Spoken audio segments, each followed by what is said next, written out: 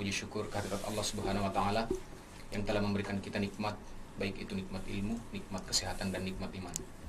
Selanjutnya salawat serta salam semoga tetap tercurahkan kepada baginda Rasulullah sallallahu alaihi wasallam serta kepada para sahabatnya. Semoga dengan salawat yang kita kirimkan kepada baginda Rasulullah sallallahu alaihi wasallam kelak di akhirat kita mendapat syafaatnya. Amin. Amin ya rabbal alamin. Hari ini di tanggal 24 Maret judul kajian kita adalah detik-detik menuju sakaratul maut. Allah Subhanahu wa taala berfirman di dalam Al-Qur'an, "Idza jaa ajaluhum la yastakhiruna sa'atan wa la yastaqdimun." Ketika ajal sudah datang, tidak bisa diundur dan tidak bisa dipercepat. Jadi ketika ajal seorang manusia itu sudah ditetapkan oleh Allah Subhanahu wa taala, tidak bisa dipercepat dan tidak bisa diundur. Kemudian semua manusia pasti akan menghadapi sakaratul maut, dan ini adalah saat-saatnya yang paling menegangkan bagi seorang manusia, karena disinilah kerja ekstra bagi iblis kepada hamba Allah Subhanahu wa taala. Hari ini saya sudah ditemani oleh guru kita Ustadz Abi Makki untuk menyampaikan materinya. Beliau adalah dai nasional yang sudah sering mengisi di salah satu stasiun TV yang di nasional, yaitu Trans TV. Di Islam itu indah, Ustadz ya. Bagaimana kabar hari ini, Ustadz? Baik, alhamdulillah. Sehat. Nah, mungkin cukup sekian pengantar saya, Ustadz. Saya persilakan kepada Ustadz untuk menyampaikan materinya. Kepada beliau dipersilakan dengan hormat. Ya, bismillah. Terima kasih, Ustadz. Bismillahirrahmanirrahim. Assalamualaikum warahmatullahi wabarakatuh. Waalaikumsalam warahmatullahi wabarakatuh. Alhamdulillahirabbil alamin wa bihi nasta'inu ala umuri dunya waddin wa ala alihi wa ashabihi wa man tabi'ahu bi ihsanin ila yaumiddin, amma ba'du. Allahumma la sahla illa ma ja'altahu sahla wa anta taj'alul hazna idza syi'ta sahla. Allahumma inna nas'aluka hubbaka wa hubba man ahabbak wa hubba amalin yuqarribuna ila hubbika birahmatika ya arhamar rahimin. Amin ya rabbal alamin. Alhamdulillahirabbil alamin. Senang sore ini ataupun pada siang yang sangat berbahagia ini kita seluruhnya bisa berkumpul melalui virtual ini, namun tidak mengurangi rasa khidmat kita, kecintaan kepada Allah dan Rasulnya, juga kepada ilmu yang Allah tebarkan dan Allah sebarkan di muka bumi ini. Usikum wa iyaya nafsi bitaqwallah. Semoga Allah kumpulkan kita di dunia ini juga sama seperti Allah kumpulkan kita nanti di surganya. Amin ya rabbal alamin. Kalau kita bicara tentang detik-detik atau menjelang sakaratul maut, memang kalau ini adalah tadi disampaikan, ini adalah setan yang benar-benar ekstra menyampaikan, menghabiskan kekuatannya untuk melepaskan manusia daripada keimanannya. Ya, jadi jangan dikira saat orang sakaratul maut setan itu tidak hadir. Setan itu akan hadir di samping orang yang sedang menghadapi sakaratul maut.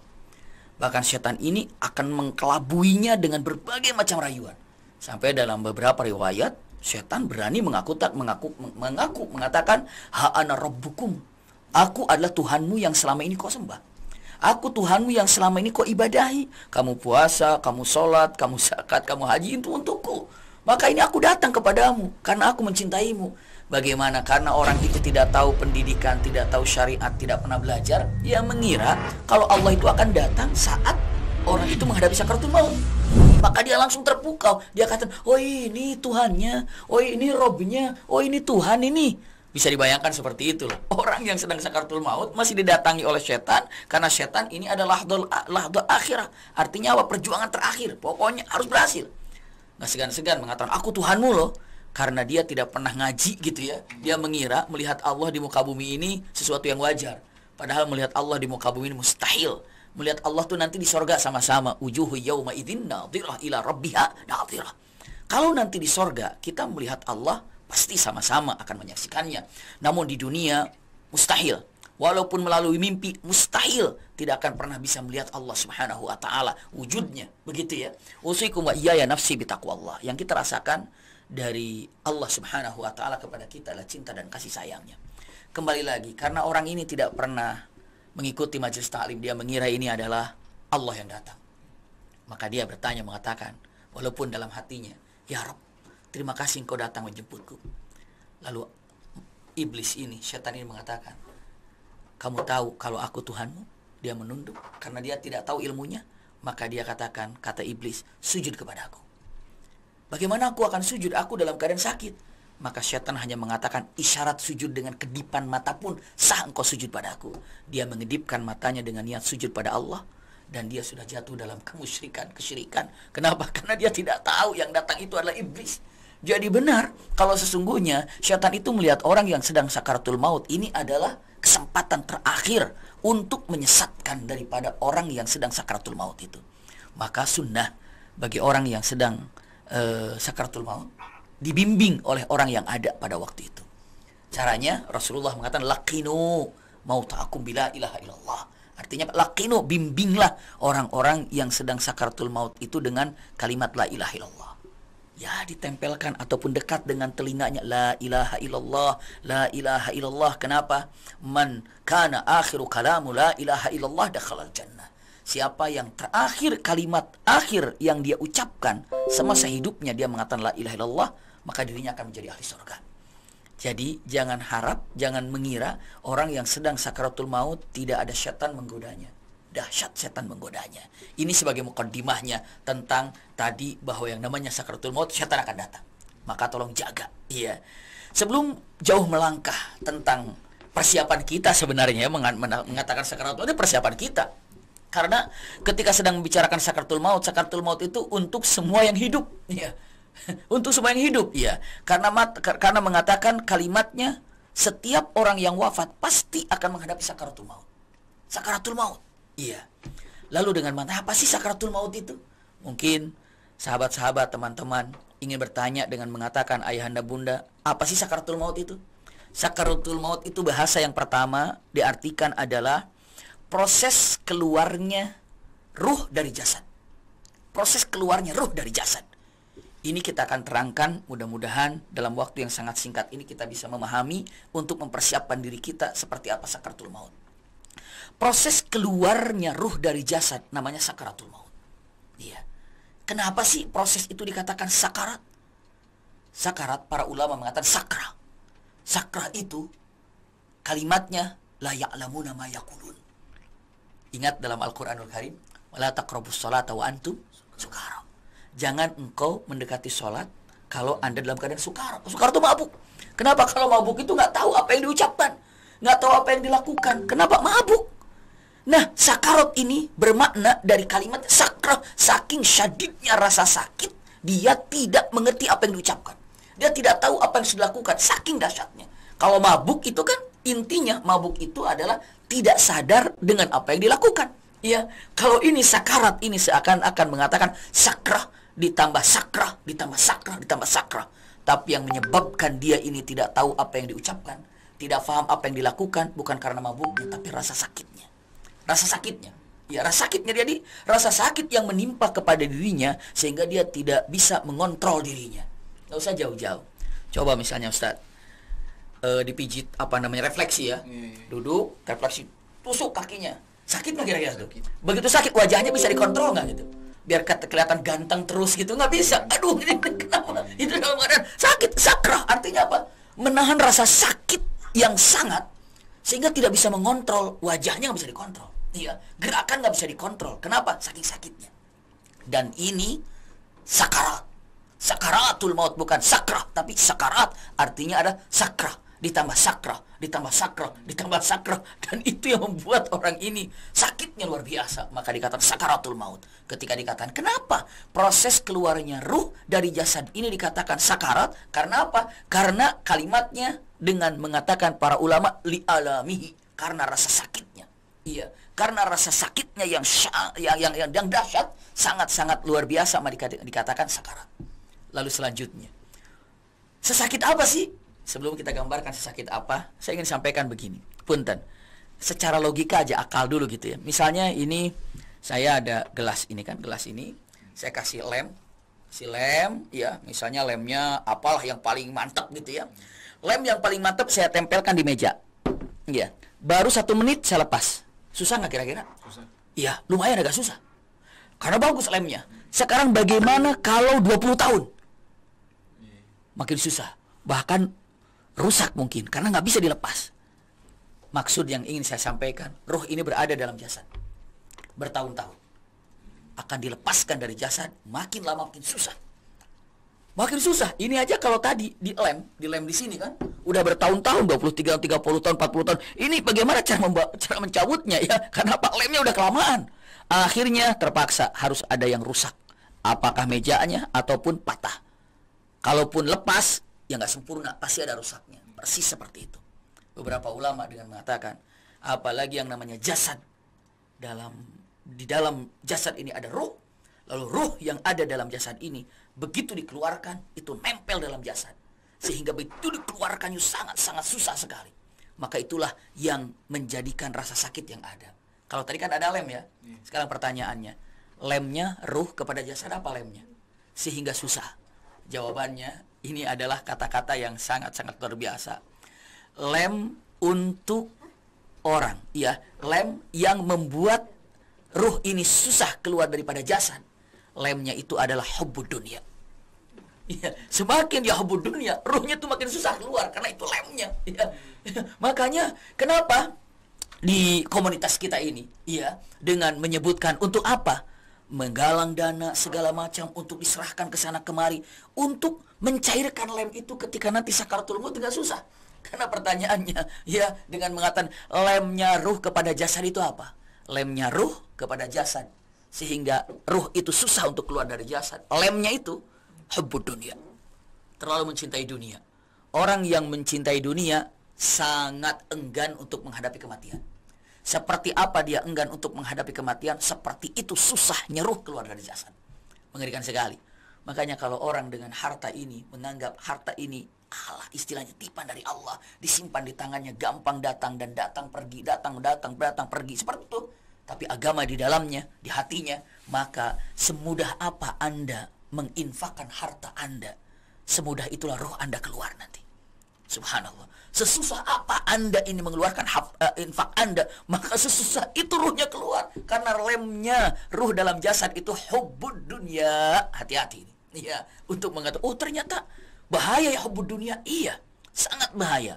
Orang kalau hubbud dunia mau menjelang kematian saja, aduh rumah bagaimana? Aduh mobil bagaimana? Aduh istilahnya perusahaan bagaimana? Itu bagaimana? Kenapa? Karena terlalu terfokus dalam pikirannya dunia. Tapi kalau tidak terfokus dengan urusannya dunia, lepas saja, longgar ruhnya. Kalau para ulama mengatakan hadis Rasulullah, kaqataratil ma idza takhruju min ghirbatiha, atau kama qala, ruhnya orang soleh. Kalau saya buka ini tempat ini, lalu saya tuangkan gitu ya, saya tuangkan, subhanallah, kira-kira susah nggak air itu keluarnya? Pasti gampang. Dibuka, saya jatuhkan, airnya gampang keluar. Seperti itulah ruhnya orang soleh. Orang soleh keluar itu tinggal dibuka tutupnya, keluar. Subhanallah. Ya, kenapa? Ini kuncinya di sini. Ini ada penutupnya. Jadi kalau dikatakan yang normal, ruh itu keluar dari mana? Ruh itu keluar daripada ubun-ubun.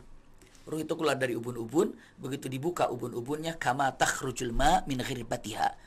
Seakan-akan ruhnya keluar orang yang beriman itu seperti keluarnya air dari botol. Ghirbatiha itu kalau dulu tempat minuman itu tidak pakai botol, tapi pakai ghirbah itu apa ya? Tempat minum tapi terbuat dari kulit. Itu namanya ghirbah. Ya, tinggal dibuka, dijatuhkan, dituangkan. Itu adalah rohnya orang soleh saat keluar. Ya, kembali lagi. Jadi kita tahu ternyata makna sakarat itu apa. Dan Rasulullah mengatakan innalil maut la sakarat, dan sesungguhnya dalam kematian itu ada sakarat. Lepas kontrol Anda yang merasakannya. Saya, kita semuanya, apa yang harus dilakukan? Maka hanya satu yang bisa mengobati sakaratul maut itu. Sebelum saya sampaikan obat untuk sakaratul maut itu apa, obat untuk sakaratul maut itu apa, saya ingin sampaikan rasa sakitnya sakaratul maut. Subhanallah. Ketika membicarakan tentang rasa sakitnya sakaratul maut, subhanallah, tidak ada hadis yang saya rasa sangat cukup menggetarkan hati kita ketika menyimak tentang hadis ini. Disampaikan oleh putranya Amr bin As, ya, Abdullah ibn Amr ibn As. Kita mengambil daripada perkataan beliau. Amr bin As ini adalah seseorang yang luar biasa cinta terhadap syariat Islam. Amr bin As ini adalah seseorang setelah Islamnya tidak pernah dalam sehari kecuali melakukan dua hal. Satu, apakah dia berbagi ilmu atau dia mendapatkan ilmu, pencinta ilmu. Itulah Amr bin As, agar tahu dulu sosoknya beliau ini. Jadi Amr bin As dalam setiap harinya, imma dia ini mendapatkan ilmu, belajar, imma dia mentransfer ilmu. Dalam kehidupannya tidak pernah jauh daripada ilmu dan ilmu dan ilmu. Itulah Amr bin As. Satu waktu Amr bin As ingin berbagi tentang sakitnya sakaratul maut seperti apa. Tapi kan beliau belum merasakannya. Bagaimana menceritakan sakit sakaratul maut kalau belum merasakan? Iya, coba bagaimana? Gak usah jauh-jauh tentang masa sakaratul maut. Rasa, situasi aja yang beda. Bagaimana di Mekah panasnya? Belum pernah ke Mekah. Mau jawab apa? Iya. Bagaimana dinginnya misalnya di Turki lagi musim dingin? Belum pernah ke Turki pada musim dingin. Gak bisa jawab. Amr bin As ingin menyampaikan betapa sakitnya sakaratul maut. Tapi bagaimana, saya belum pernah. Maka dia berdoa pada Allah Subhanahu wa taala. Apa doanya? Ya Allah, berikan kepadaku seseorang yang amanah. Saat aku sakaratul maut, orang itu ada di sampingku. Agar aku bisa menyampaikan sakitnya sakaratul maut seperti apa kepada orang yang amanah ini. Allahu Akbar. Di situ ada anaknya, putranya, Abdullah namanya. Abdullah bin Amr bin As. Abdullah mengatakan, amin. Ya Allah, semoga kabulkan doa bapakku. Dalam waktu Amr bin As sakit, tiba-tiba ini sakitnya yang sangat parah. Anaknya hadir. Wahai bapakku, bukankah engkau dulu meminta kepada Allah agar ada orang di sampingmu saat engkau sakaratul maut? Iya nak, aku berdoa itu. Apa yang kau inginkan saat itu sehingga engkau minta kepada Allah ada orang di sampingmu saat engkau sakaratul maut? Aku ingin berbagi ilmu kepadamu atau kepada orang yang ada di samping saya saat sakaratul maut, untuk berbagi bagaimana rasa sakitnya sakaratul maut. Lalu anaknya mengatakan, Allah telah kabulkan doamu ayah. Aku akan selalu berada di sampingmu. Masya Allah. Abdullah bin Amr selalu duduk di samping Amr bin As dalam keadaan sakitnya Amr bin As, sampai akhirnya tiba pada waktu sakaratul maut Amr bin As. Lihat, Amr bin As mengatakan kata-kata yang sangat luar biasa. Apa kata Amr bin As? Ya bunai, ini rasa sakitnya sakaratul maut jangan dilupakan oleh semuanya. Sahabat-sahabat pencinta ilmu, sahabat-sahabat pencinta Allah dan Rasulnya. Usikum wa iyaya nafsi bitaqwallah. Amr bin As mengatakan, ya bunai, wahai anakku, ka'anni atanaffasu min samil ibrah. Itu yang pertama. Hai anakku, seakan-akan aku bernafas dari lubang jarum. Bayangkan bagaimana bernafas lubang jarum. Sesaknya luar biasa. Maka kalau kita menyaksikan orang yang sedang sakaratul maut, nafasnya berat sekali. Seperti itu. Kenapa? Karena seperti bernafas di lubang jarum. Ya bunai, kata ayahnya, ka'anni atanaffasu min samil ibrah. Aku seakan-akan bernafas di lubang jarum. Ya Allah. Anaknya sudah mati. Astagfirullah. Seperti ini kaya. Ini Amr bin As sedang menghadapi sakaratul maut. Tapi orang ini, sahabat ini radhiyallahu an, ingin berbagi ilmu. Ingin berbagi ilmu. Iya, bagaimana sakitnya sakaratul maut? Lalu yang kedua, ya bunai, wahai anakku. Dengan terbata-bata Amr bin As mengatakan kata-kata berikutnya, berbagi kepada kita tentang sakitnya sakaratul maut. Ya bunai, wahai anakku. Lihat yang keduanya. Ka'anni uqida 'alan nar. Aku seakan-akan didudukan di dalam bara api yang sangat panas. Didudukan di dalam bara api. Coba bayangkan bagaimana didudukan di dalam bara api. Seakan-akan aku didudukan di dalam bara api yang sangat panas. Sudah menafas dari lubang jarum. Didudukan di dalam bara api. Apa yang bisa dibayangkan? Subhanallah. Abdullah bin Amr makin kaget saja. Ya Allah, seperti nafas dari lubang jarum, duduk di dalam bara api yang sangat panas, ditidurkan di dalam bara api yang sangat panas. Maka punten, orang yang sedang menghadapi sakaratul maut, tubuhnya buat dirinya terasa panas sekali. Terasa panas. Maka gelisah, tubuhnya itu gelisah karena panasan. Maka punten, khaffif anhu, berikan kemudahan kepadanya, dinginkan dia. Bagaimana cara mendinginkannya? Beri, basah saja bibirnya. Jangan dikasih minum, enggak nolong. Iya, jangan dikasih AC kiri kanan, enggak nolong, tetap panas. Yang paling baik orang yang sedang menghadapi sakaratul maut, ya, di samping dibimbing dengan mengatakan kalimat la ilaha illallah, ketika bibirnya kering cukup dibasahi dengan air.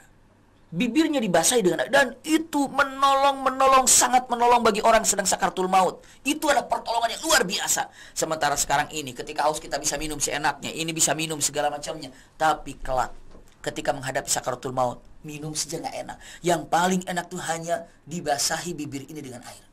Itu kalimatnya. Subhanallah. Yang pertama, seperti bernafas di lubang jarum. Rasakan. Bagaimana? Seperti didudukan di dalam bara api, panas. Sudah kaget yang namanya Abdullah mendengar kisah, cerita yang disampaikan oleh ayahnya, Amr bin As. Lalu Amr bin As mengatakan kata-kata yang ketiga. Ya Rab. Apa yang ketiga ini? Ya bunai, wahai anakku. Yang ketiga nih. Ka'anna ghusnu syauqin yajzabu min qadami ila hamati. Ya Allah. Ini lebih dahsyat lagi. Apa maknanya? Maknanya ka'anna ghusnu syauqin yajzabu min qadami ila hamati. Begini. Prakteknya ataupun perumpamaannya ya.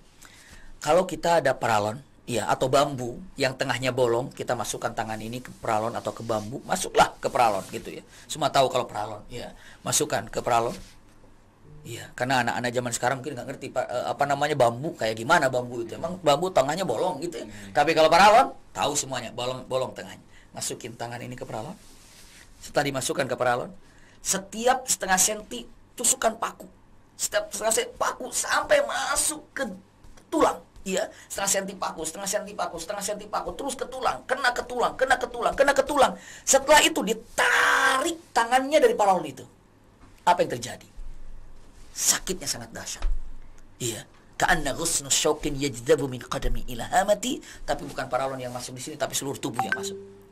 Seluruh tubuh seperti masuk dalam paralon. Seperti apa? Seperti paku yang menusuk dalam setiap setengah sentinya langsung kemana? Ke tulang. Setelah itu ditarik namanya paralonnya dan semuanya hancur. Begitulah rasa sakitnya. Ka'anna ghusnu syauqin yajdabu min qadami ila hamati. Ya Allah. Itu kalimatnya. Makanya kalau para ulama dulu, sakaratul maut itu ibaratnya lagi dikuliti. Kuliti pelan-pelan, cek gitu ya. Sakitnya sangat mengerikan sekali. Memang begitu kenyataannya. Ya Rab. Abdullah semakin kaget lagi. Ya Rab. Ini seperti nafas di lubang jarum.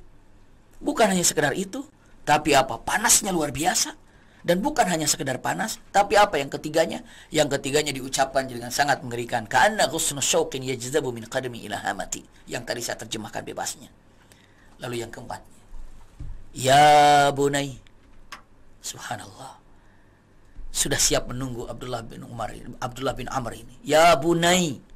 Ya bunai. Ternyata Amr bin As mengatakan la ilaha illallah. La ilaha illallah. Seakan-akan dengan ucapannya, kata-katanya, ya bunai, hanyalah ilaha illallah saja yang dapat meredupkan rasa sakit ini. Jadi, terjawab sudah. Bagaimana caranya mengurangi daripada rasa sakit sakaratul maut ini? Ataupun istilah mengalihkan rasa sakit ini kepada yang lain? Jawabannya adalah kecintaan Anda kepada Allah. La ilaha illallah. Itu kalimatnya. Maka, jangan dianggap mudah orang bisa mengatakan dua kalimat syahadat ketika orang itu menghadapi sakaratul maut. Kalau bukan karena rahmat Allah dan bimbingan Allah. Itu dia.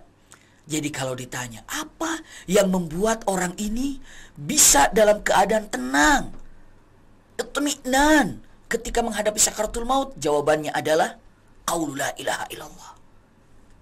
Masalahnya, kita sanggup nggak mengatakan la ilaha illallah saat menghadapi sakaratul maut? Itu kan pertanyaannya. Saya sanggup nggak? Jawabannya kita dapatkan sekarang ini. Punten. Ketika ditanya apakah saya sanggup mengatakan dua kalimat syahadat ketika menghadapi sakaratul maut, jawabannya adalah ini dia. Punten. Ketika orang ini terbiasa berzikir menyebut nama Allah dan selalu memanggil kepada orang lain melakukan kebaikan. Kalimatnya, wa man ahsanu qawlan mimman da'a ila Allah. Subhanallah. Istilahnya apa? Apakah ada yang terbaik kata-kata yang diucapkan oleh seseorang kecuali kata-kata itu mengajak orang lain untuk berbuat baik? Subhanallah. Kata-kata yang terbaik adalah, kata-kata terbaik yang ada di muka bumi ini adalah kata-kata saat kata-kata itu keluar mengajak orang lain berbuat baik. Mengajak orang lain berbuat soleh. Mencegah orang lain dalam kemungkaran. Itu kata-kata baik. Orang selalu berzikir kepada Allah. Masya Allah. Dan orang selalu mengajak berbuat baik kepada orang lain. Selalu mencegah kepada kemungkaran. Allah mudahkan orang ini untuk mengucapkan kalimat yang indah. 2 kalimat syahadat ketika menjelang sakaratul maut. Jangan mimpi kalau orang zikir aja nggak pernah. Zikir aja tidak pernah menyentuh hatinya. Lalu tiba-tiba bisa mengatakan 2 kalimat syahadat ketika mau wafatnya. Istilahnya apa? Ya, seperti apa dia ini kebiasaannya saat dalam keadaan sehat, dalam keadaan luang, sanggup menyebut nama Allah. Kalau dia sanggup menyebut nama Allah, Allah mudahkan dia dalam keadaan paling sulit. Udhkuruni adhkurukum. Ya kan? Kalimatnya. Sampai mengatakan kalimatnya. Bagaimana kalimatnya itu? Ada dalam hadis Rasulullah sallallahu alaihi wasallam, kalimatnya yadhkuruka fi syiddah. Itu kalimatnya. Iya. Kalaulah Anda mengingat Allah dalam keadaan rakha itu dalam keadaan santai, dalam keadaan luang, dalam keadaan senang, maka yadhkuruka fi syiddah. Allah akan mengingatmu, berarti menolongmu saat engkau dalam kesulitan. Subhanallah. Dengan mengatakan udhkurullaha fir rakha yadhkuruka fi syiddah. Ingat nama Allah dalam keadaan waktu luangmu, maka Allah akan menolongmu, mengingatmu saat engkau dalam keadaan kesulitan. Dan tidak ada kesulitan yang paling dahsyat kecuali sedang menghadapi sakaratul maut. Maka bagi orang yang selalu menyebut nama Allah dalam keadaan rakha, dalam keadaan waktu luang, siap-siap Allah akan menolongnya dalam waktu kesulitan sakaratul maut.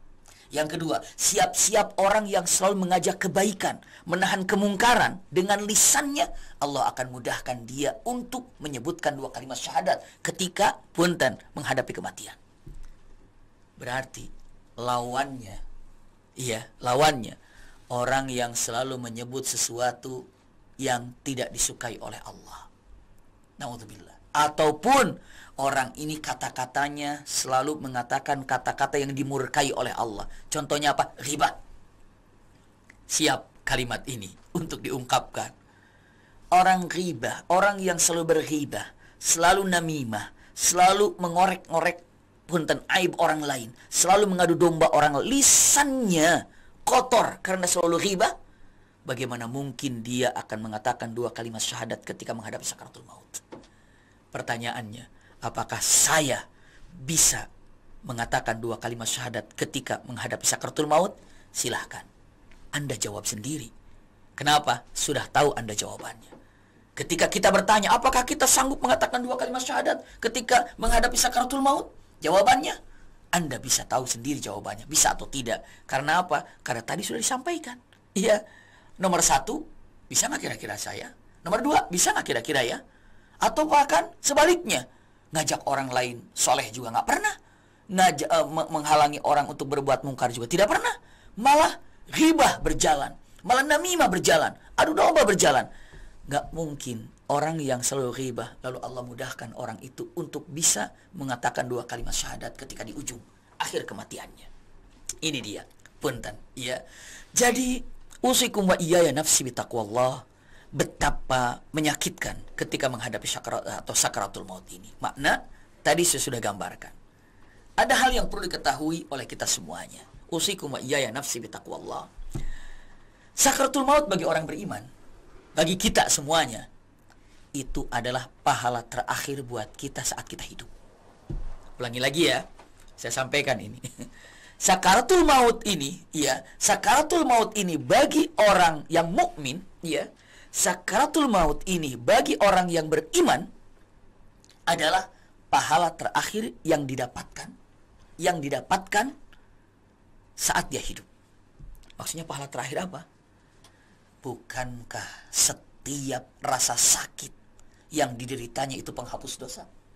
Ya kan? Dalam hadis Rasulullah SAW, hatta yashuku syaukatan yushakuha. Iya. Kalaulah Anda tergores dengan duri, lalu berdarah tangan ini, lalu Anda ikhlas, jangankan nggak sampai berdarah, cuma tergores, ya, nggak keluar darah, cuma tergores, tapi Anda ikhlas dengan goresan tangan ini karena duri, entah berapa dosa yang diampuni oleh Allah Subhanahu wa taala. Itu rasa sakit yang ada. Apalagi kalau dirinya sakit bertahun-tahun, entah berapa dosa diangkat oleh Allah Subhanahu wa taala. Dan akhir daripada sakit itu adalah sakaratul maut. Dan sakaratul maut ini adalah pahala terakhir yang didapatkan oleh orang itu di akhir hayatnya. Subhanallah. Semakin dia merasakan rasa sakit yang didapatkannya, semakin banyak dosa yang diampuni oleh Allah Subhanahu wa taala. Maka ada seseorang daripada sahabat dengan doanya unik. Doanya unik. Begini kalimatnya. Ya Allah, ya, dahsyatkan padaku sakaratul maut, tapi kuatkan lisanku untuk mengatakan 2 kalimat syahadat. Ulangi lagi bahasanya ya. Ini untuk direnungkan bahasa ini. Ya Allah, ya, dahsyatkan aku saat menghadapi sakaratul maut. Maksudnya sakitkan aku ketika saat menghadapi sakaratul maut. Tapi kokohkan lisanku untuk mengatakan 2 kalimat syahadat. Orang itu bingung, yang lainnya. Fulan, kenapa engkau mengatakan itu? Bukankah doanya Allahumma hawwin alaina fi sakaratul maut? Mudahkan aku dalam sakaratul maut. Dengan ucapannya, semudah-mudahnya sakaratul maut tetap sakit. Semudah-mudahnya sakaratul maut tetap sakit. Namun, iya, dengan mengatakan inna izamal jaza ma'izamil bala. Pahala itu akan lebih tinggi sesuai dengan tingkat kesulitannya. Maka aku ingin rasa sakitku ini lebih dahsyat lagi karena ini adalah amalan terakhir bagiku untuk diserahkan kepada Allah Subhanahu wa taala. Masya Allah, kepikiran begitu gitu ya. Lalu dia dengan mengatakan kata-kata yang sangat luar biasa, bisa dibayangkan. Namun, aku tetap memiliki kemuliaan bisa mengatakan 2 kalimat syahadat di ujung hidupku. Itu coba renungkan, apa maksud yang diinginkan oleh orang ini atau kalimat yang diucapkan oleh sahabat ini. Karena beliau sangat paham, sakit tergores saja terhapus dosa entah berapa. Apalagi sakit sakaratul maut, terhapus dosanya lebih banyak lagi. Kenapa? Mau mudah, mau tidak, sakaratul maut itu tetap akan datang. Karena Rasulullah mengatakan, innalil mauta la sakarat. Sesungguhnya dalam kematian itu ada yang namanya sakarat. Subhanallah. Nah, kita lanjutkan. Dahsyatnya ternyata sakarat, iya. Tapi ingat, satu, sakarat ini adalah bagi orang beriman pahala terakhir yang dia dapatkan semasa dia hidup. Semasa dia hidup ya. Selanjutnya yang kedua, punten, sakaratul maut ini bagi orang mukmin akhir daripada rasa sakit. Dan nggak ada lagi sakit setelah itu. Tapi bagi orang kafir, sakaratul maut itu muqaddimah rasa sakit. Muqaddimah rasa sakit. Bagi orang kafir, sakaratul maut itu dahsyat sakitnya. Habis itu dibandingkan dengan siksaan yang akan dihadapi masa selanjutnya, sakaratul maut nggak ada seujung kuku daripada rasa sakit atau kubur, neraka, nggak ada ujung kukunya. Tapi bagi orang beriman, saat sakaratul maut tiba, ini ada akhir daripada rasa sakit yang dia dapatkan. Setelah itu dia senang, bahagia, gembira, dan gembira. Simpan baik-baik kalimat ini. Usikum wa iyaya nafsi bitaqwallah. Selanjutnya, bagi orang yang beriman, justru setelah sakaratul maut, iya, wafat. Pastinya kuburkan, pastinya dimasukkan ke liang lahat. Ada beberapa hal yang untuk kita ketahui. Simak kalimat ini baik-baik. Kita lanjut saja. Lalu setelah kita wafat dalam menghadapi sakaratul maut, apalagi yang terjadi sama kita ya? Seperti yang kita tahu, kita dikuburkan. Dikuburkan, iya. Namun sebelumnya dimandikan dulu, dikain kafankan, disolatkan, iya kan? Baru dikuburkan. Ya Rabb. Ada beberapa hal yang disampaikan di tempat yang sangat mulia ini. Tanda-tanda orang itu husnul khatimah. Dari mulai wafat sampai dikuburkannya, waktunya cepat. Nggak menunggu lama. Wafat, tarik, cepat mandikan, cepat bungkus ataupun kain kafan, sholat jenazah, kuburkan. Tanda orang itu wafatnya husnul khatimah. Dari mulai wafat sampai dikuburkannya cepat. Maka punten, ayahanda bunda, tolong wasiatkan kepada anak-anaknya. Sampaikan, jika mamah bapak wafat, gak perlu lagi nunggu kalian. Mama bapak ingin segera dikuburkan. Gak ngaruh kedatangan kalian. Yang ngaruh itu adalah doa kalian. Kadang-kadang ada orang wafat harus disemayamkan lama di rumahnya. Kenapa? Anak pertama belum datang, anak kedua belum datang, anak ketiga belum datang. Gak usah. cepat dikuburkan. Usikum wa iyaya nafsi bitaqwallah. Punten, itulah yang harus disampaikan, tanda daripada husnul khatimah. Pun sebaliknya, begitu sebagai anak mendengar orang tuanya wafat di kampung halamannya, perjalanan cukup lama, berjam-jam, telepon, mandikan, ya, bungkus, sholatkan, kuburkan. Kamu bagaimana? Nggak apa-apa, ini adalah bakti anak kepada orang tua yang terakhir selama dia masih hidupnya. Maksudnya apa? Selama jasadnya masih ada di bumi. Nggak ngaruh saya datang ke sana. Yang berpengaruh itu adalah doa saya kepadanya. Subhanallah. Ini harus dipegang baik-baik oleh kita semuanya. Kisah sedikit mungkin ya. Ini pengalaman. Kalau dikatakan curhat, mah curhat gitu ya sama teman-teman di sini. Ya.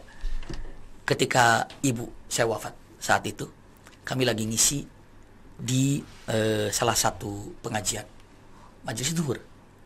Tapi ibu itu almarhumah sudah bilang, awal 1 tahun di rumah, setelah itu karena mau haji, saya mau haji, akhirnya dibawa ke Tasikmalaya. Tinggallah di Tasik dan beliau sakit di Tasik. Akhirnya satu waktu, masih terngiang-ngiang, beliau katakan sama saya, kalau nanti kamu lagi tausiah, ternyata mendengar mamah wafat, kamu terusin tausiah itu. Subhanallah, berat sekali itu. Kamu terusin tausiahnya, jangan hentikan. Iya, itu permintaan mama. Kebetulan alhamdulillah mama ini, almarhumah ini, daiyah yang sangat luar biasa. Mungkin di daerah Tasikmalaya, di daerah perkampungannya yang berjalan untuk pengajian itu, subhanallah, itu jalan kaki 5 kilo, 7 kilo tiap malam. Ya, Umi Maki juga pernah merasakan bagaimana perjuangan dalam dakwah orang tua kami. Ayah kami pun demikian. Yang mana satu tempat mobil tidak bisa, motor pun tidak bisa. Harus jalan kaki. Malam-malam itu 9 kilo, 7 kilo itu biasa. Subhanallah, kami lagi kecil tuh merasakan hal seperti itu, perjuangan orang tua seperti itu. Subhanallah. Nah, beliau katakan, kalau ada apa-apa dengan mama, kamu lanjutkan tausiah, jangan dihentikan. Baru naik, baru muqaddimah di salah satu masjid. Iya, saya sampaikan. Tiba-tiba, pada waktu itu kami di Tasik terus. Hanya pulang sebentar untuk mengantar anak ke pesantren. Kebetulan anak kami di pesantren. Sambil mau pulang ke Tasik, karena ada kajian, ya sambil lewat nanti saya pulang langsung. Lagi kajian, tiba-tiba terus aja bunyi. Ada apa nih telepon ini? Saya nggak angkat. Begitu saya balik, ternyata ada SMS saat itu. Dia katakan, Innalillahi wa inna ilaihi raji'un, mama sudah tidak ada, kakak saya. Subhanallah. Saya baru muqaddimah dan langsung terus tausiah disampaikan kira-kira setengah jaman dari tausiah itu. Selesai tausiah, baru saya sampaikan mohon doa kepada jamaah untuk ibu yang baru wafat tadi pas saya muqaddimah. Subhanallah. Semua para jamaah mengatakan, kenapa tidak dihentikan? Saya katakan, karena orang tua tidak menginginkan untuk menghentikan ini. Dan setelah itu sudah wafat dan orang tua sudah tahu, semua keluarga sudah tahu, tidak boleh untuk dilama-lamakan. Maka setelah wafat langsung diselesaikan, kami datang itu sudah dikuburkan. Kami datang sudah, kami tidak melihat jasad ibu, iya, tapi langsung dikuburkan. Kami hanya bisa sholat jenazah di atas kuburannya. Kenapa itu?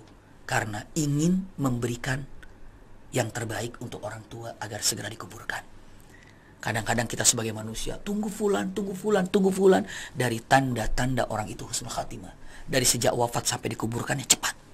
Maka wahai orang tua, gak perlu nunggu anak-anak apabila anak-anak Anda jauh. Wahai anak-anak, jangan perlu atau tidak perlu tunggu saya belum datang, segera dikuburkan. Karena ini adalah mengikuti sunnah Rasul Sallallahu Alaihi Wasallam. Ini dia. Saya lanjutkan ini punten. Ya Rabb, orang begitu keluar rohnya dari sini, keluar gitu kan. Sakaratul maut tadi, rasa sakitnya bagaimana? Ya Allah. Ruh yang keluar ini, begitu keluar, ada malaikat yang langsung menutup ataupun membungkusnya dengan kain kafan dari sorga. Hanutu minal jannah, wangi kain kafan dari sorga. Siapa? Bagi orang yang soleh. Lalu distorkan pada Allah Subhanahu Wa Taala. Ini bukan menceritakan orang lain, cerita kita yang akan wafat dan ruh kita yang akan keluar dari jasad ini. Dibungkus, naikin ke atas, setorkan pada Allah Subhanahu Wa Taala. Kita termasuk orang yang soleh dan solehah, amin ya rabbal alamin. Saat dinaikkan ke atas, semua malaikat kagum dan bertanya-tanya, Ayu ruhin hadi. Liman hadhihi ruh? Ini ruh siapa ini? Wangi sekali ini. Ini ruhnya wangi sekali ini ruhnya wangi sekali. Ruh punya siapa ini? Ruh punya siapa ini? Sampai bertanya-tanya malaikat. Jawabannya, ini ruhnya fulan, ini ruhnya fulan, ini ruhnya fulan. Karena ini ruhnya fulan, karena dia selalu sedekah, dia selalu tahajud, dia selalu duha. Malaikat menyampaikan kebaikan-kebaikan orang tersebut. Maka disampaikan pada Allah Subhanahu wa taala. Allah katakan, segera dikuburkan untuk istirahat di alam kubur. Itu orang saleh. Dan yang memandikan siapa nanti kita tahu. Yang mendoakan kita dengan ikhlas, kita tahu. Kita tahu semuanya. Iya, menyaksikan itu semuanya. Saya percepat. Setelah itu, orang yang tidak soleh, begitu keluar rohnya, kalau tadi kain kafan yang wangi dari surga, tapi bagi orang yang tidak soleh, nuhasu minan nar, dibungkus dengan nuhasu minan nar, timah, tembaga yang panas. Begitu masuk, plek, panas. Ruhnya sudah kepanasan, dibungkus dengan nuhasu minan nar. Setorkan pada Allah Subhanahu wa taala. Dan sebuah malaikat tutup hidung dengan mengatakan, ruh siapa ini bau sekali, ruh siapa ini bau, ruh siapa ini bau. Dia ini ruhnya fulan karena dia selalu berdusta, dia ruhnya fulan karena tidak pernah bayar zakat, dia ruhnya fulan karena tidak pernah sholat, dia ruhnya fulan karena tidak saum Ramadan. Semua kejelekan-kejelekannya diungkap, maka Allah katakan segera masukkan ke kubur untuk diazab kubur. Na'udzubillah. Ini adalah perjalanan kita, bukan menceritakan perjalanan orang lain. Maka kalau dikatakan detik-detik sakratul maut, berarti ya harus tahu kesananya seperti apa. Setelah sakratul maut bukan selesai, tapi perjalanan kita cukup panjang. Masih panjang perjalanan ini. Kapan kita berhenti berjalan? Ketika kata Imam Ahmad bin Hanbal dengan mengatakan, maziltum musafirun. Kalian dari mulai diciptakan di alam ruh, ya, sampai di perut ibu, sampai ke dunia, sampai ke alam kubur atau barzah, sampai ke mahsyar, sampai ke yaumul hisab, sampai ke mizan, sampai ke sirat, sampai ke kantarah, itu semuanya musafir. Kapan berhentinya kita dikatakan bukan musafir? Idza waqa'ta qadamaika ila jannah. Ketika kakimu sudah menginjakan surga, itu sudah selesai musafirnya. Anda sudah tidak lagi musafir. Berarti kita masih musafir. Masih musafir. Punten. Kita lanjutkan, ya. Kita dikuburkan. Kita tahu loh siapa yang nguburin. Simak kalimat ini baik-baik. Ketika kita dikuburkan, nanti pasti dikuburkan setiap orang beriman apabila jasadnya ketemu. Insya Allah demikian. Karena ini merupakan suatu kewajiban bagi orang hidup.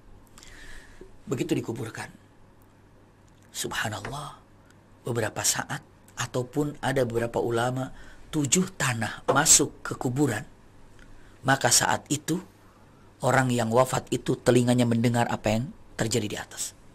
Hadis Rasulullah, yusma'u qara'anihal. Anda yang ada di dalam kuburan mendengar suara sendal yang ada di atas. Kresek, kresek, kresek, suara sendal itu terdengar.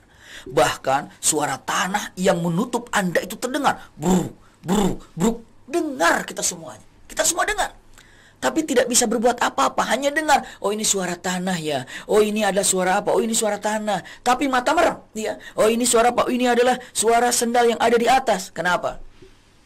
Karena kalau dalam Al-Qur'an selalu sam'a, pendengaran itu selalu diawalkan. Inna sam'a wal basara wal fu'ada. As-sam'u wal basara wal fu'ada. Telinga, telinga, telinga. Kenapa coba telinga? Apa hebatnya telinga? Hebatnya telinga karena yang namanya telinga. Karena yang namanya telinga ini adalah yang terakhir aktif saat ruh keluar dari jasad, dan yang pertama aktif ketika ruh masuk ke dalam jasad. Itu telinga. Itu yang pertama. Makanya ketika kenapa laqinu mautakum bila ilaha illallah, la ilaha illallah, la ilaha telinganya, karena bisa jadi jantung sudah tidak bisa berdetak, ya. Rasa kaki udah nggak bisa rasakan sakit karena tidak ada ruhnya, tapi telinga masih aktif. Telinga masih aktif. Sahabat-sahabat semuanya, ayahanda bunda, kalau pasang alarm, itu alarm itu mukul mata, apa mukul kaki, apa mukul telinga kira-kira? Telinga. Iya, titit, titit, titit, titit.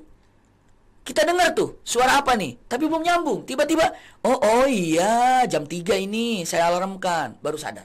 Tapi begitu, berapa banyak di antara kita begitu alarm bunyi, masih mikir dulu tuh, belum connect tuh, belum nyambung. Ini suara apa sih? Titit, titit, titit. Oh iya, alarm jam 3.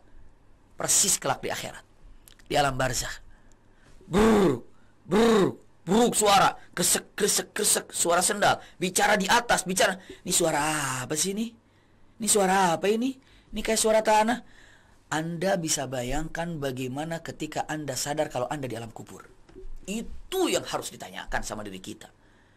Apa yang terbayang buat diri kita ketika, ya Allah saya di alam kubur nih, ya Rabb saya di alam kubur nih, bagaimana saya ini? Wah, itu kira-kira bagaimana? Dan Anda bisa membayangkan bagaimana hari pertama Anda tidur di alam kubur itu. Bagaimana hari pertama Anda berada di lubuk kuburan itu. Dan Anda mendengar semuanya. Hatta tusma'u qarani'al. Ini hadis Rasulullah SAW. Anda mendengar suara yang ada di atas. Anda mendengar apa yang di atas. Tapi Anda tidak bisa menjawab, tidak bisa melakukan apa-apa. Simpan kalimat ini baik-baik, jangan dilupakan. Usikum wa iyaya nafsi bitaqwallah. Anda mendengar apa yang di atas? Iya. Anda mendengar apa yang dibicarakan? Iya. Bisa jawab? Tidak. Anda sekarang baru sadar. Kita baru sadar. Ya Rabb, ternyata saya di alam barzakh ini. Ternyata saya di alam kubur ini. Ya Allah. Ini yang sangat mengerikan. Simpan kalimat ini, jangan dilupakan. Tidak lama, datanglah siapa? Munkar Nakir. Semua sudah tahu tugas Munkar Nakir itu bertanya, man rabbuka, man nabiyuka, dan selanjutnya. Ada yang mengatakan, berapa pertanyaan sih? 3? Enggak, 5.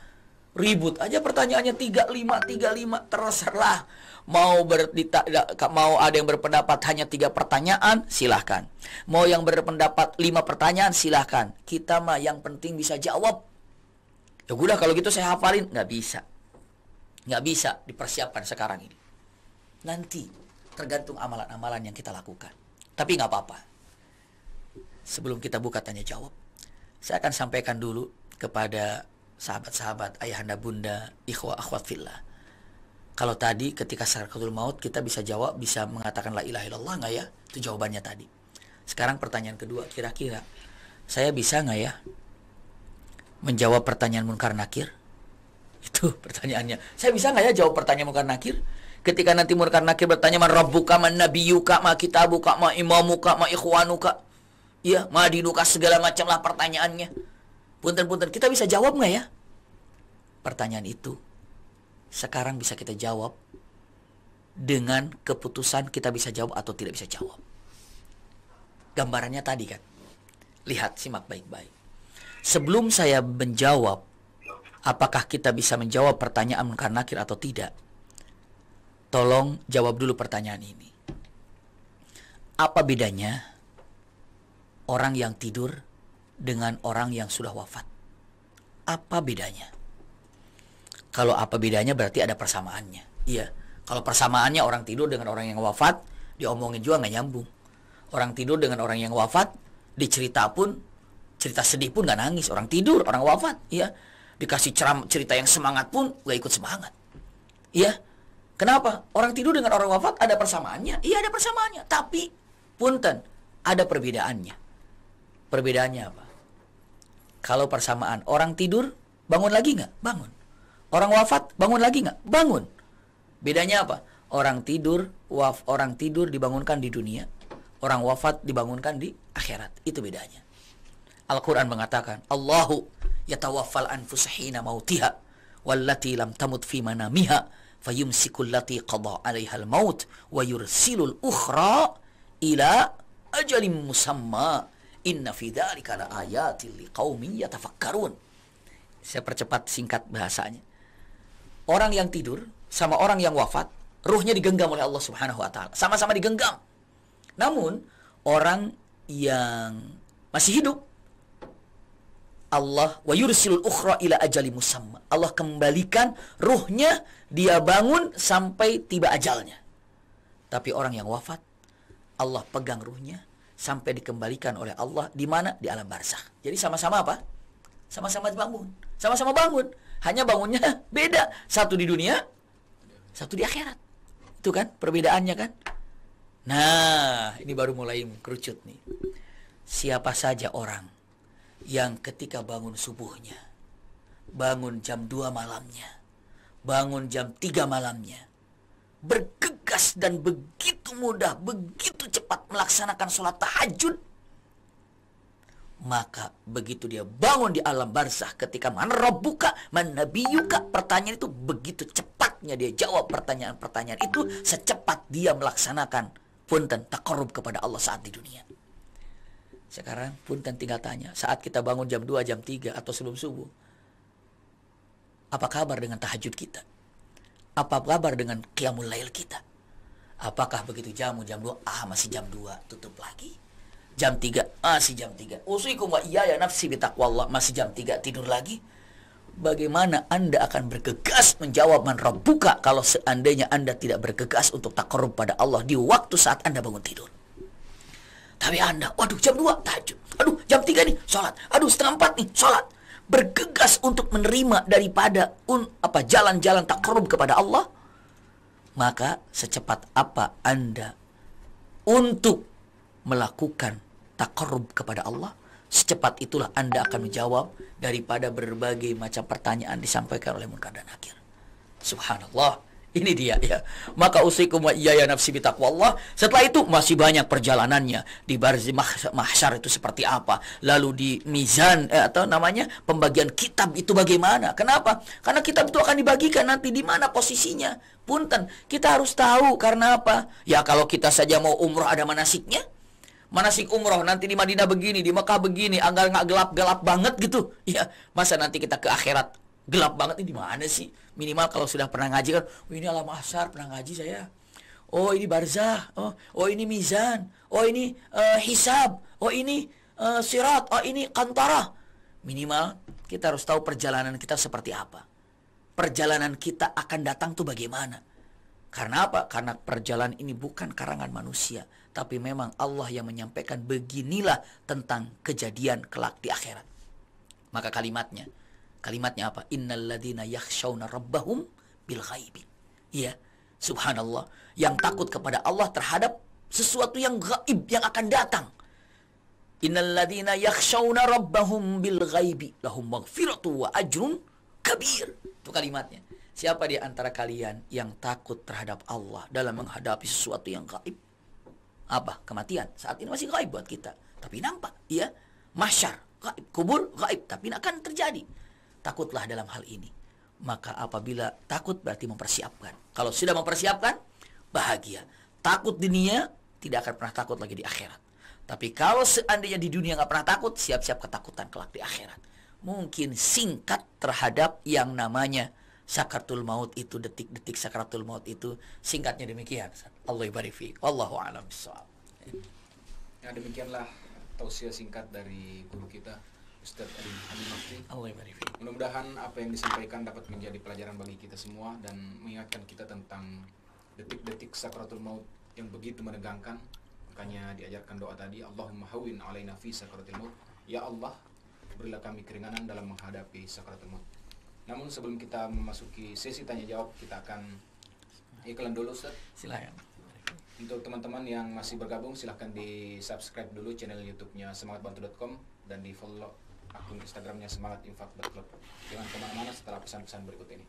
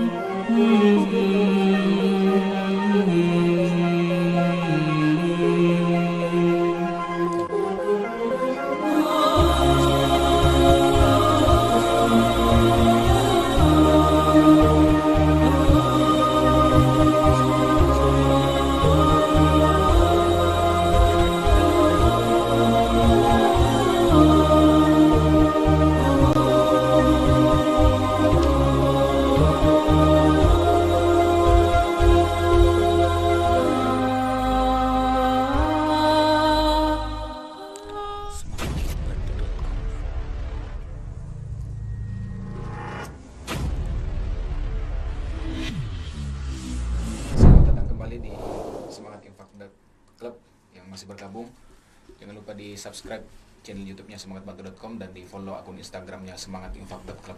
Untuk yang ingin berdonasi silakan di infakkan di link yang ada di bio Instagram-nya semangatinfak.club. Nah, sekarang kita akan memasuki sesi tanya jawab. Nah, sudah ada beberapa pertanyaan yang masuk ini, Ustaz. Silakan. Mungkin langsung saya bacakan dari Vika, asal Jakarta. Masya Allah. Assalamualaikum Ustaz. Waalaikumsalam. Bagaimana kalau sebelum meninggal orang tua kita sudah berpesan untuk dikuburkan di kampung halamannya di dekat orang tuanya, sedangkan jarak dengan kampung halaman tidak dekat? Apakah beliau termasuk tidak husnul khotimah? Silakan jawabannya. Ya, bismillahirrahmanirrahim. Ya. Ketika ada orang yang beramanah mengatakan, tolong kuburkan saya di satu lokasi yang dia inginkan. Ternyata begitu setelah wafat cukup jauh. Ini adalah satu amanah yang mubah. Tidak semua amanah yang harus dikerjakan secara sempurna. Ya, amanah ini adalah bagian. Kalau yang seperti ini, contoh yang seperti tadi ini adalah mubah. Ya, mubah ini bukan haram untuk tidak dikerjakan. Ya, juga bukan mengatakan dosa ketika tidak dikerjakan. Maksudnya bagaimana? Maksudnya keinginan adalah tetap keinginan karena beliau tidak tahu. Iya. Maka daripada itu, ketika dalam keadaan perjalanan satu masyakkah, kesulitannya, maka punten hal yang seperti ini, tolonglah orang tua kita dengan cara dipercepat kuburnya. Wah, saya tidak amanah dong untuk menyatukan daripada punten jasadnya dengan ibunya, jasadnya dengan bapaknya. Punten. Kalau orang yang sudah wafat, jarak itu sudah tidak berpengaruh lagi. Semuanya dikumpulkan ke orang yang wafat. Yang wafatnya di Mekah, yang wafatnya di mana, yang wafatnya di mana, semuanya digenggam oleh Allah Subhanahu wa taala. Qabadallahu ruhul ahya wa ruhul amwat. Itu kalimatnya. Allah memegang ruhnya orang yang sudah wafat dengan orang yang masih hidup. Makanya, punten, ketika ada orang tua, kuburkan di tempat tempat ini, ternyata ini kesulitannya, masyakkah, ini adalah repot, ternyata ada kesempatan untuk mempercepat menguburkannya, lakukan mempercepat. Saya dosa? Tidak dosa, justru Anda menolong kepada orang tua, dan orang tua Anda kelak di akhirat akan mengatakan, terima kasih nak, engkau telah menguburkan aku dengan cepat. Karena apa? Karena untuk manusia yang masih hidup, terkadang kacamatanya, gambarannya adalah kacamata hidup. Itulah yang dipandang, itu yang dilihat. Contoh, kalau seandainya kita di ruangan yang serba putih di tempat ini, menggunakan kacamata biru, maka semua akan serba biru. Kalau seandainya gunakan dengan kuning kacamatanya, maka semuanya akan terlihat kuning. Sama, kalau hanya dilihat dengan kacamata dunia, seakan-akan kalau nempel gitu kuburannya, maka itulah yang akan jadi teman di akhiratnya nanti. Segala macamnya tidak. Karena semuanya dipegang oleh Allah Subhanahu wa taala. Apakah termasuk yang tidak husnul khatimah? Bukan begitu. Bukan. Ya, jadi tetap ibunya, bapaknya, selagi mukminin mukminat, dan didoakan oleh anak-anaknya, putra-putrinya dengan mendapatkan husnul khatimah, mempercepat kuburannya. Silahkan doa pada Allah, semoga mendapatkan gelar yang tinggi husnul khatimah. Tapi udah terlanjur, udah dikuburkan jauh, nggak ada masalah, karena tidak tahu kewajiban anak-anak kepada orang tua untuk selalu mintakan ampun kepada Allah Subhanahu wa taala. Wallahu a'lam bishawab. Silakan. Demikian yang tadi dari Jakarta, Vika. Mudah-mudahan apa yang ditanyakan semoga terjawab ya. Amin. Selanjutnya ada pertanyaan dari Rizka, asal Bekasi.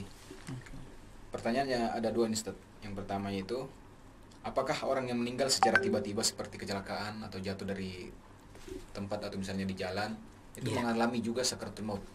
Pertanyaan yang kedua adalah, saya pernah mendengar ada sholat sunnah untuk mendoakan mayit di malam pertama mayit dikuburkan. Boleh tahu itu sholat apa ya?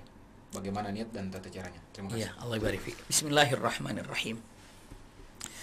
Ketika orang menghadapi yang namanya tabrakan mendadak, hancur di pesawat misalnya, ataupun begitu turun pesawat jebret hancur semuanya, apa yang terjadi? Seakan-akan ini wafat dadakan, tabrakan, jatuh atau kena bom atau segala macam apa saja. Pertanyaan sangat baik, sangat bagus. Apakah dia menghadapi sakaratul maut? Menghadapi sakaratul maut. Semuanya menghadapi sakaratul maut. Tapi kan begitu cepat sekali kejadian, kayaknya udah selesai banget. Buat kita waktu itu demikian, tapi buat Allah tidak ada waktu masa yang akan datang, waktu yang sudah berlalu, waktu yang di tengah. Buat Allah itu waktu itu semuanya milik Allah. pernah mendengar Rasulullah SAW pernah diperlihatkan ketika Isra Mi'raj, diperlihatkan tentang sorga. Ada sorganya, ada penghuninya, melihatnya. Lalu orang mengatakan, bertanya, loh kan belum ada sorganya, kan belum disiapin, orang yang dihisab aja belum, kok Rasulullah sudah melihat sorga, Rasulullah sudah melihat neraka. Kehendak Allah, buat Allah waktu itu tidak ada yang akan datang, yang berlalu dan sekarang. Emang kita, kalau kita hidup ini selalu berada di tengah, terhimpit dengan waktu yang akan datang dan waktu yang sudah berlalu. Buat Allah waktu itu tidak demikian, maka kehendak Allah apa saja yang bisa dilakukan. Buat kita begitu cepat kejadiannya. Tapi buat orang menghadapi sakaratul maut, tetap aja merasakan hal-hal seperti sakaratul maut. Jadi beda yang terjadi antara zahir dengan batin yang sesungguhnya. Antara ruh dan jasad itu beda. Ya, maka dalam Al-Quranul Karim, fakashafna anka ghita'aka fabasarukal yawma hadid. Ghita' itu penutup. Fakashafna anka ghita'ak. Saat menghadapi sakaratul maut, Allah cabut ghita', penutup yang ada di sini. Fabasarukal yawma hadid. Maka saat itu Anda bisa menatap dengan sesuatu yang tidak biasa Anda lihat. Fabasarukal yawma hadid. Seperti itu. Jadi pandangan saat itu ketika sakaratul maut bukan lagi pandangan yang Anda lihat dengan mata lahir bisa ngelihat ini. Kalau seandainya kita di sini sedang sakaratul maut, ya. Kita sekarang di sini sedang sakaratul maut, yang dilihat tembok ini, tapi kita pun bisa melihat apa yang di belakang tembok. Kalau sekarang ada seorang, karena fakashafna anka ghita'ak, semua tembus pandang. Kita ngelihat atap yang ada di atas. Tapi kalau kita sedang sakaratul maut, maka kita akan melihat apa yang berada di balik atap tadi. Pandangannya dengan mengatakan fakashafna anka ghita'aka fabasarukal yawma hadid. Hadid itu tajam sekali. Pandangannya tembus, itu kalimatnya. Maka tetap menghadapi sakaratul maut apapun yang terjadi. Wallahu a'lam. Tadi pertanyaan keduanya apa? Dengan menyebutkan apa tadi? Ada sholat sunnah iya. di malam pertama. Bagaimana? Apakah ada sholat sunnah untuk mendoakan orang yang wafat di malam pertama? Wallahu a'lam. Mungkin saya kurang membaca, saya tidak tahu dalam masalah ini ada sholat khusus seperti ini, ya, untuk melupakan atau untuk mendoakan. Karena gini, ada juga sholat untuk melupakan agar tidak terlalu sedih. Itu pun tidak ada dalil yang menyampaikan seperti itu. Sampai dikatakan, saya tanya, sholat apa itu? Katanya sholat unsi. Itu pun tidak pernah kami dapatkan tata cara yang dilakukan oleh Rasulullah SAW. Kalau mengatakan sholat untuk mendoakan orang yang sudah meninggal di waktu pertamanya, kalau sholat itu dikhususkan yang pernah diajarkan Rasulullah demikian, wallahu a'lam. Iya, namun yang ada yang syar'i yang pernah Rasulullah katakan, begitu sudah dikuburkan, Rasulullah katakan, ud'u li akhikum fa innahu yus'al. Artinya adalah doakan saudaramu yang sekarang ini, karena saat ini saudaramu sedang akan ditanya. Maka karena ud'u, doalah, maka doa itu maknanya juga adalah sholat. Karena sholat itu doa, maka mungkin ada yang mengartikan sholatlah, padahal memang maknanya juga adalah doalah. Maka punten ala qaulil arjah, yang zahir, yang jelas di hadapan kami, ya, itu adalah mendoakan maknanya kepada orang yang sudah wafat, terutama di awal-awal saat wafat, saat dikuburkan maksud saya. Karena apa? Karena di situ malaikat siap untuk bertanya tentang beberapa pertanyaan. Maka kalau mengatakan, aduh saya ingin mendoakan fulan, saya ingin sholat dulu kepada Allah, silakan. Iya, karena ini adalah baik. Karena apa? Karena dengan kalimatnya wasta'inu bis-sabri was-salat. Kita mendoakan pada seseorang yang sudah wafat, diawali dengan sholat dulu, silakan. Namun kalau ada dikhususkan satu sholat untuk mendoakan orang yang sudah wafat dan dikhususkan di malam pertama, wallahu alam, saya rasa ini adalah merupakan sesuatu yang belum pernah saya lihat hadis yang menunjukkan untuk seperti itu. Wallahu a'lam bishawab. Allah barik fiik. Terima kasih atas jawabannya, Ustaz. Iya, selanjutnya ada dari Depok atas nama Rizka Indah Stuti. Bagaimana tata cara seorang anak mendoakan dan bersedekah atas nama orang tua yang sudah meninggal supaya pahalanya dapat tersampaikan kepada almarhum atau almarhum? Masya Allah. Iya, ini satu perbuatan sangat luar biasa. Kalau ada kata-kata mengatakan anta wa maluka li abika, kamu dan hartamu itu milik bapakmu, maka ketika ingin melakukan kebaikan untuk orang tua, itu pastinya akan sampai kepada orang tua, dan orang tua itu akan mengucapkan syukur, alhamdulillah, terima kasih atas kiriman yang dikirim oleh anaknya berupa kebaikan dan kebaikan dan kebaikan. Usikum wa iyaya nafsi bitaqwallah. Tidak ada bagi orang tua yang paling bahagia kecuali orang tua itu mendapatkan anak yang soleh. Bukti daripada anak yang soleh itu ketika orang tuanya sudah wafat, anaknya masih memikirkan orang tuanya. Dengan cara selalu melibatkan kebaikan anaknya untuk dikirim pahalanya kepada siapa? Kepada orang tua. Bagaimana cara mengikrarkannya? Allah yang tahu. Kita cukup mengatakan, ya Allah, aku infak ini atas nama orang tua atau pahalanya diserahkan kepada orang tua. Silakan. Tiba. Kenapa bisa demikian? Punten, haji saja bisa dilakukan. Haji loh. Ada gerakannya, ada ukufnya, ada melontarnya, ada badal haji. Bisa dilakukan seperti itu. Wah, apalagi hanya dengan istilahnya apa? Menyumbangkan sesuatu atas nama orang tua. Pahalanya diserahkan kepada orang tua. Saya hanya menyampaikan, selamat Anda yang bisa melakukan hal itu. Selamat, Anda sudah menjadi kebanggaan daripada orang tua Anda. Mungkin selama ini Anda, wahai anak-anak, belum bisa membalas kebaikan orang tua. Namun saat ini Anda mampu untuk melakukan yang terbaik untuk orang tua saat infak. Libatkan nama orang tua. Dan berikan pahala apa yang telah Anda lakukan untuk orang tua juga. Karena ini adalah kemuliaan ataupun salah satu daripada birrul walidain yang bisa Anda lakukan sebagai anak terhadap orang tua. Infak saja. Katakan, ini atas nama orang tua saya. Minta pada Allah, ya Allah, aku hadiahkan untuk orang tuaku berupa infak atas nama orang tuaku. Silakan. Allah Maha tahu dan pahalanya akan disampaikan oleh Allah Subhanahu wa taala kepada kedua orang tua yang sudah wafat atau sudah tidak ada. Wallahu a'lam bishawab. Terima kasih atas Allah jawaban. barik fiik. Selanjutnya ada pertanyaan dari Atik asal Surabaya. Pertanyaannya begini, Ustaz. Jika kita menikah lebih dari satu kali karena perceraian akibat kematian, Iya. jodoh kita nanti di surga pada pasangan yang mana? Yang pertama atau yang terakhir? Bagaimana dengan perceraian hidup? Iya. Silakan jawabannya, Ustaz. Kalau yang wafat karena meninggal, maunya yang mana ya ini ya? Ya, usikum wa iyaya nafsi bitaqwallah ya. Saya akan sampaikan, kalau sudah perceraian dalam keadaan masih hidup, ya sudah, tidak ada lagi apa? Tidak ada lagi yang namanya hubungan, sudah selesai. Paling kalau ada terkaitan dengan anak, yaitu tetap itu adalah anaknya fulan atau anaknya fulana. Tidak bisa dilepaskan daripada darah atau nasab tadi. Iya. Seperti itu. Misalnya A perempuan, B itu wanita.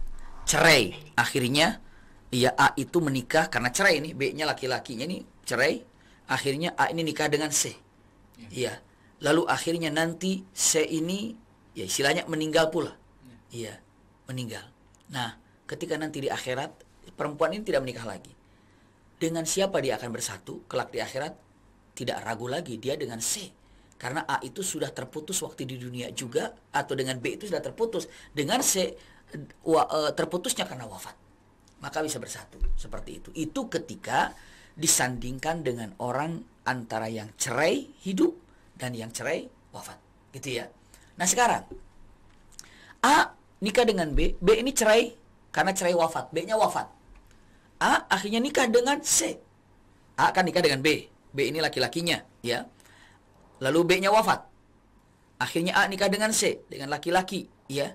Misalnya C itu wafat lagi, misalnya. Iya. Akhirnya itu nikah dengan D. Oh, udah 3 tuh kan suaminya kan.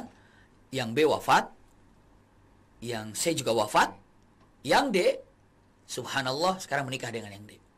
Rupa-rupanya D itu wafat juga misalnya. Iya.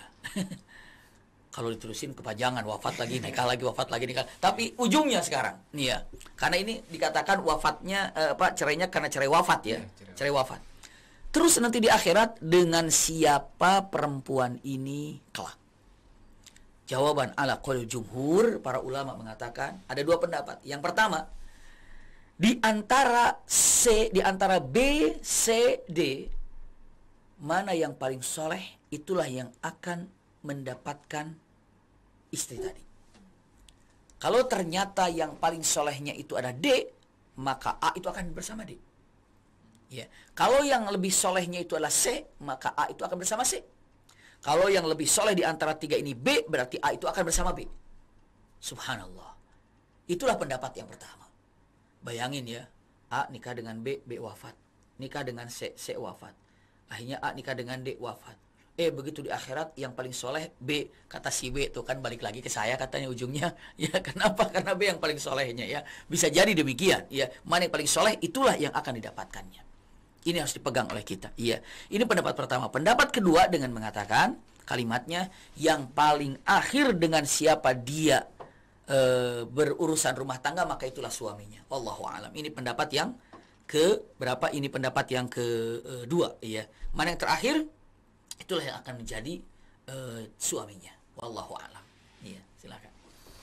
Mungkin ini pertanyaan terakhir Ustaz. Ya, silakan. Atas nama Sofiana dari Jakarta. Hayyakumullah. Assalamualaikum Ustaz. Waalaikumsalam.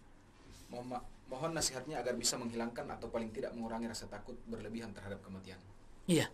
Bismillahirrahmanirrahim. Man ahabba liqa Allah ahabballahu liqa'ahu.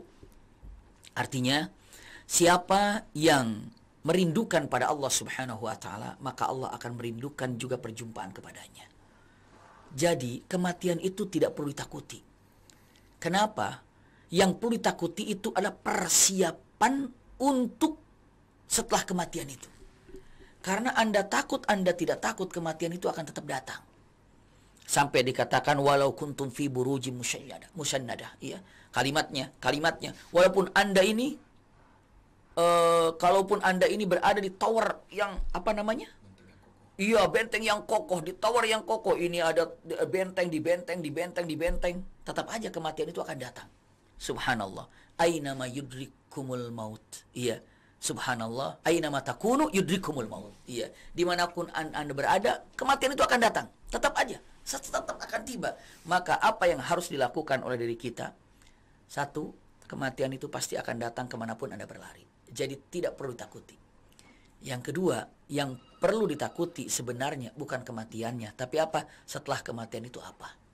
Setelah kematian itu apa? Iya, setelah kematian apa ya? Saya setelah kematian apa? Maka dengan mengatakan, ketika kita mempelajari ilmu syariat, lebih dekat dengan Allah, taqarrub dengan Allah Subhanahu wa taala, apa yang akan didapatkan? Yang akan didapatkan kerinduan pada Allah Subhanahu wa taala. Kalau sudah rindu kepada Allah Subhanahu wa taala, apa yang terjadi? Allah pun rindu kepada Anda. Seperti itu. Jadi dengan mengatakan bagaimana cara untuk menakuti yang atau yang menghilangkan takut yang berlebihan dalam menghadapi sakaratul maut ini, jawabannya adalah punten, tenangkan hati dengan cara belajar syariat, terutama rutinkan dengan membaca Al-Quran. Kalau sudah dirutinkan membaca Quran, ketenangan itu akan datang dan semakin rindu kepada Allah Subhanahu wa taala. Ketika semakin rindu kepada Allah, Allah pun akan merindukan, dan kalau sudah dirindukan Allah, hati ini akan tenang dan punten, kematian ini dijauhi atau tidak dijauhi tetap akan datang kepada diri kita. Wallahu a'lam bishawab. Allah barik fiik. Terima kasih Ustaz atas jawabannya. Dan untuk pertanyaan-pertanyaan yang belum dijawab mungkin di lain kesempatan akan dijawab oleh Ustaz. Insyaallah.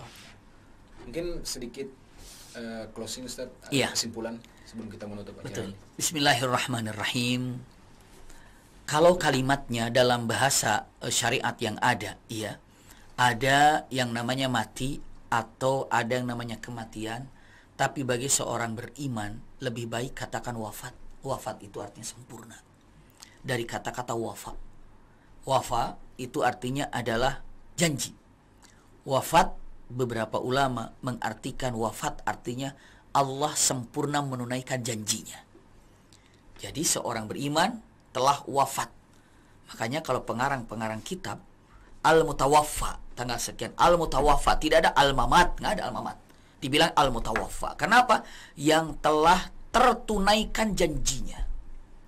Kenapa? Janji pertama, Allah telah menunaikan janjinya kepada seseorang ini saat di perut ibunya, kapan dilahirkan dan kapan akan diambil nyawanya. Itu sudah ditakdirkan. Maka ketika fulan telah wafat, berarti Allah telah sempurna menunaikan janjinya. Dengan cara apa? Selesai di dunia. Janji Allah itu.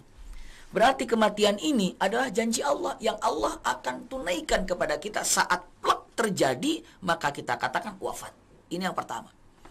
Makna wafat yang kedua adalah sempurna maknanya, tapi sempurna kita mendapatkan kebahagiaan. Kenapa orang mukmin dikatakan wafat? Karena orang mukmin itu dikatakan wafat karena sempurna dia telah mendapatkan kebahagiaan. Karena kematian bagi orang beriman yang soleh itu kebahagiaan. Nikmat artinya.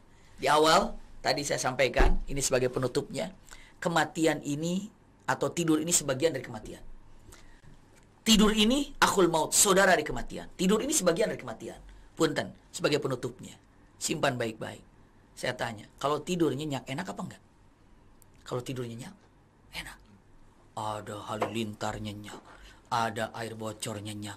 Saking enaknya tidur, nyenyak, enak. Sekarang saya tanya, mau lebih enak lagi tidurnya?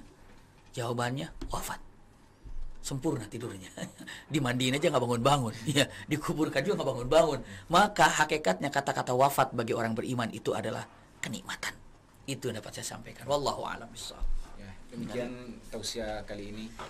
Jangan lupa untuk menyaksikan tausiah berikutnya di kesempatan yang lain. Setiap hari Rabu kita akan mengadakan kajian di semangatinfak.club. Jangan lupa untuk teman-teman yang belum subscribe channel YouTube-nya semangatbantu.com dan untuk memfollow semangatinfak.club. Mudah-mudahan ada manfaatnya. Rabbana atina fid dunya hasanah wa fil akhirati hasanah wa qina adzabannar. Allahumma hawwin alaina fi sakaratil maut wan najata minan nar wal afwa inal hisab. Nun wal qalami wa ma yasturun. Wassalamualaikum warahmatullahi wabarakatuh. Assalamualaikum warahmatullahi wabarakatuh.